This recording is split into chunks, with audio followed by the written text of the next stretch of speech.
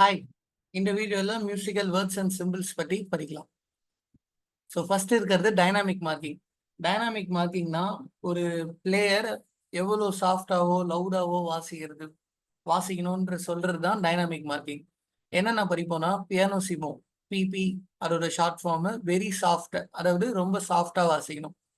பியானோனா B, சாஃப்டாக வாசிக்கணும். Meso பியானோனா medium சாஃப்டாக வாசிக்கணும். இதுக்கு ஆப்போசிட் ஃபார்டிசிமோ. ஸ்பார்டிசிமோனா வெரி லவுடு, ரொம்ப லவுடா பாடணும் வாசிக்கணும். ஃபார்த்தேனா லவுடு, அதே மாதிரி மெசோ ஃபார்த்தேனா மீடியம் லவுடு. இங்க டைனாமிக் மார்க்கிங் இருக்கு இல்லையா? ஸோ இந்த டைனாமிக் மார்க்கிங் வந்து ஸ்டேவ் லைனுக்கு கீழே தான் இருக்கும். எக்ஸாம்பிள் காட்டுறேன். ஸோ இங்க ஒரு பீஸ் இருக்கு இல்லையா? ஸோ இந்த பீஸ்ல டைனாமிக் மார்க்கிங் எங்க எழுதுவாங்கன்னா இங்க பீஸ் கீழே தான் எழுதணும். எக்ஸாம்பிள் இந்த பீஸ் வந்து சாஃப்டா வாசிக்கிறாங்கன்னா பிபி, ஸோ இங்க எழுதுவாங்க இந்த மாதிரி இடத்துல.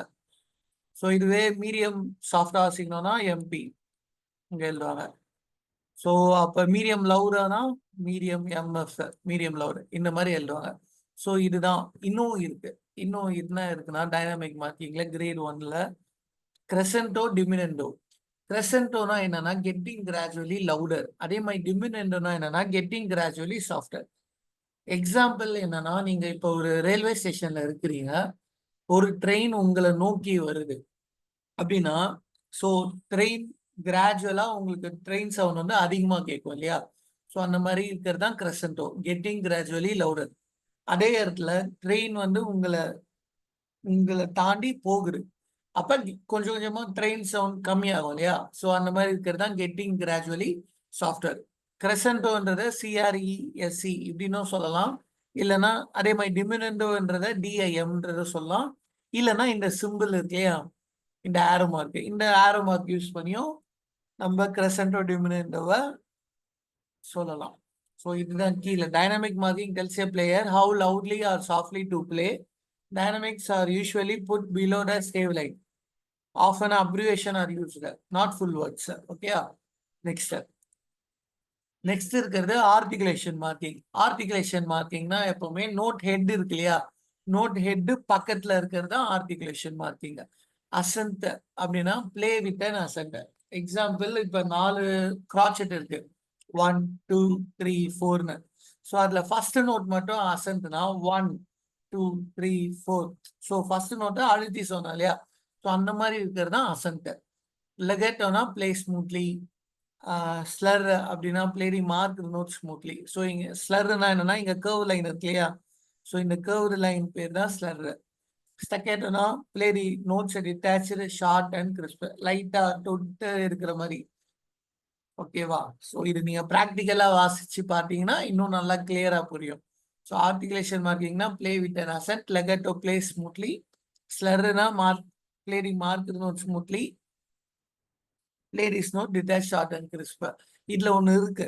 என்னன்னா இங்க இருக்கு இல்லையா ஸ்டக்கேட்டோ. ஸோ இங்க பாருங்க. ஸோ ஸ்டக்கேட்டோனா என்ன, நோட் ஹெட் பக்கத்துல இருக்கும். நோட் ஹெட் கீழே இருந்தா ஸ்டக்கேட்டோ, அதாவது இங்க இங்க இங்க. ஸோ நோட் ஹெட் கீழே இருந்தா அது பேர் ஸ்டக்கேட்டோ. ஸோ இங்க பாத்தீங்கன்னா இங்க கரெக்டா நோட் ஹெட் பக்கத்துல மேலேயோ கீழேயோ. அப்படி சைட்ல இருந்தா என்னது, சைட்ல இருந்தா அது பேர் dotted notes. So play half of the note add பண்ணி நம்ம படிச்சோம் இல்லையா? ஸோ அதுதான். ஸோ ஸ்டக்கேட்டோக்கும் டாட்டட் நோட்ஸ்க்கும் டிஃபரன்ஸ் தெரிஞ்சுக்கோங்க. ஸோ ஆர்டிகுலேஷன் மார்க்கிங் இதான். அண்ட் தென் வேற என்னன்னா tempo mark and other signs. So அண்டன்டேனா அட் ஏ வாக்கிங் பேஸ், அலெக்ரோனா ஃபாஸ்ட். இது நீங்க ஞாபகம் வச்சுக்கோங்க. ஸோ இது வந்து ஸ்பீடு. ஓகே, இங்க இது வந்து ஸ்பீடு. அண்டன்டே, அலெக்ரோ, மாடரேட்டோன்றது ஸ்பீடு, எவ்வளவு டெம்போல வாசிக்கணும் அதுதான் சொல்றது. ஸோ அண்டன்டேனா அட் ஏ வாக்கிங் பேஸ், அலெக்ரோனா ஃபாஸ்ட், மாடரேட்டோனா அட் ஏ மாடரேட் பேஸ், ரிட்டுனா கெட்டிங் கிராஜுவலி ஸ்லோவர். ஸோ அப்படியே பொறுமையா ஆகுறது. ஓகே, சவுண்ட் கம்மியா வருது. ரிப்பீட் மார்க்னா play the section or repeat from the beginning. So repeat மார்க்குக்கு என்ன பண்ணலாம்னா இங்க இருக்கு இல்லையா? ஸோ இங்க வந்து ரிப்பீட் மார்க் இல்லை. இன்கேஸ் இங்க ஒரு டாட் இங்க ஒரு டாட், அதே மாதிரி இங்க ஒரு டாட் இங்க ஒரு டாட்னா இது வந்து ரிப்பீட் மார்க். ஓகே, ஸோ அப்படின்னா ஒன் டைம் இந்த பீஸ் வாசிச்சதுக்கு அப்புறம் திரும்பி அகைன் ரிப்பீட் பண்ணணும். ஸோ ரிப்பீட் பண்ணோன்னா ஸோ டோட்டலாக 2 டைம்ஸ் வாசிப்பீங்க, ஃபர்ஸ்ட் டைமும் சேர்த்து. ஸோ இதுதான் ரிப்பீட் மார்க்கு. ஓகேவா? ரிட்டுன்றது RIT மட்டும் தான் சொல்லுவாங்க, ரிட்டினேட்டோன்னு ஃபுல்லாக எழுத மாட்டாங்க. ஸோ இதுதான் உங்களுக்கு மியூசிக்கல் வேர்ட்ஸ் அண்ட் அதர் சிம்பிள்ஸ்ல இருக்குது. இப்போ உங்க கொஸ்டினை பார்த்தீங்கன்னா, எக்ஸாம்பிள் நான் ஒரே ஒரு கொஸ்டின் சொல்றேன், அதுக்கு ஆன்சரும் சொல்றேன். Show that music should be blade fast. அந்த மாதிரி இருந்தா பிளேடு ஃபாஸ்ட்லாம் என்ன? அலகுரோ இல்லையா?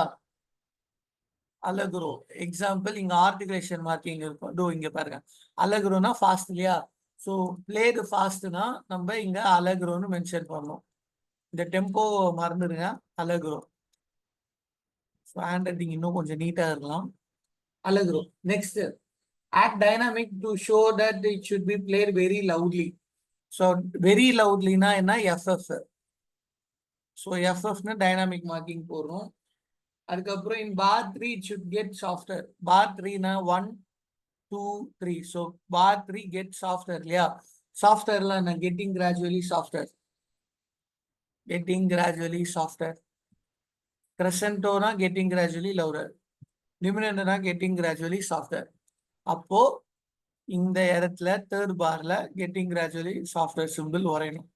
ஓகே, ஸோ இந்த மாதிரி தான் அந்த கொடுத்துருக்கிற எக்ஸசைசஸை பண்ணணும். கொஸ்டின் படிச்சுட்டு அதோட ஆன்சர் என்னன்னு நீங்க தெரிஞ்சுக்கிட்டு அதுக்கப்புறம் அந்த எக்ஸசைஸை ஃபாலோ பண்ணணும். ஓகேவா? ஸோ இதுதான் musical words and symbols. Thank you.